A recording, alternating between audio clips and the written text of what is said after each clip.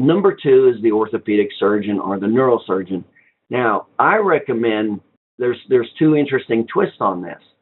Is the orthopedic surgeon will have higher credibility with financial drivers and in a court of law. That's what will happen with an orthopedic surgeon.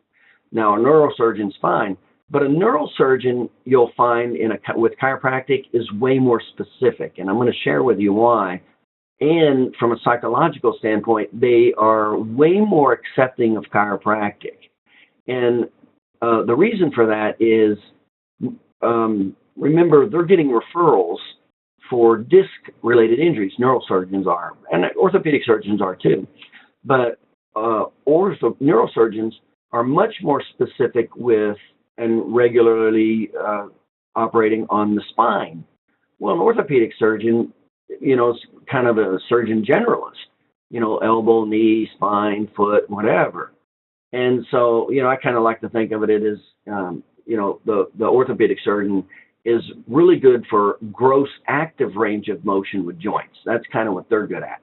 The neurosurgeon pays a heck of a lot more attention to the connective tissue and the healing process because when they're dealing with the spine, remember, one of the main reasons of a spinal failure and the person still having pain after their back surgery is the neurofilament. We talk about the three phases of healing, and the neurofilament entangling becomes a neuroma.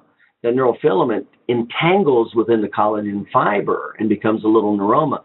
And that is a very common cause of failed back surgery. And so neurosurgeons are way more sensitive to the three phases of healing and collagen deposition and altered arthrokinematics.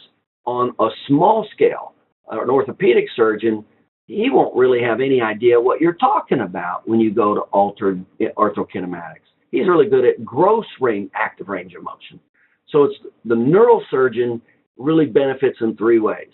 They're more used to dealing with chiropractors because chiropractors typically will send them for a disc surgery or disc evaluation.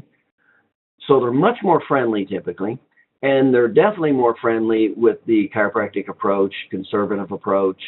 And also they're way more heightened in their awareness with, when you're talking about spinal surgery and the sensitivities of spinal surgeries of neural fibromas occurring or neurofilaments entangling in the collagen.